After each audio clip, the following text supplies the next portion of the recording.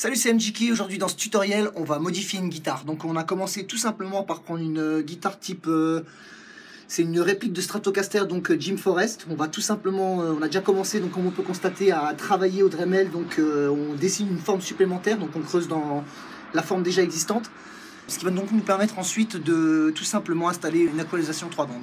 Donc là, on va tout simplement prendre un Dremel. Donc on a monté dessus une fraise à défoncer ou à faire rainurer tout simplement. Et donc on creuse au fur et à mesure le trait qu'on a dessiné pour obtenir tout simplement la place nécessaire à rentrer notre électronique, donc qui va nous être nécessaire pour créer donc l'équalisation 3 bandes.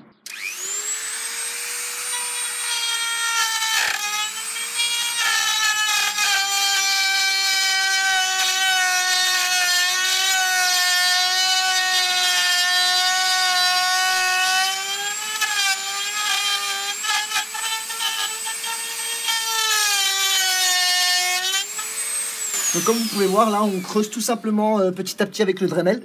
Donc on avait fait d'abord un premier essai avec une tête à poncer parce que c'était un peu plus grand, mais malheureusement on avait des petits problèmes, ça prenait un petit peu feu. Donc on est tout simplement passé sur un Dremel, donc on utilise maintenant avec tout simplement une fraise à défoncer ou à rainurer. On se retrouve, on vient de terminer donc de monter l'équalisation. On a creusé donc le creuset dans la guitare.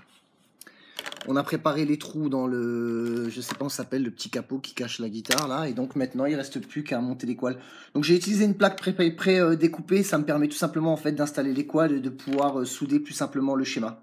Donc voilà, comme on peut constater, avec 4 composants, donc 3 condensateurs, une résistance et 3 potentiomètres, on arrive donc bien à faire un étage d'équalisation 3 bandes.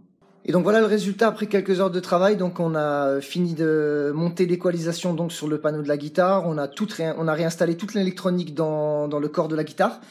Donc il nous reste plus qu'à découper un peu les boutons qui sont un tout petit peu trop hauts pour ensuite poser les boutons et que les boutons soient bien au niveau du corps de la guitare, comme sur ceci, comme on peut le voir là à l'écran. Donc voilà, il ne reste plus qu'à poser les boutons et ensuite on va pouvoir faire des essais et on vous montrera la guitare une fois qu'elle est complètement terminée.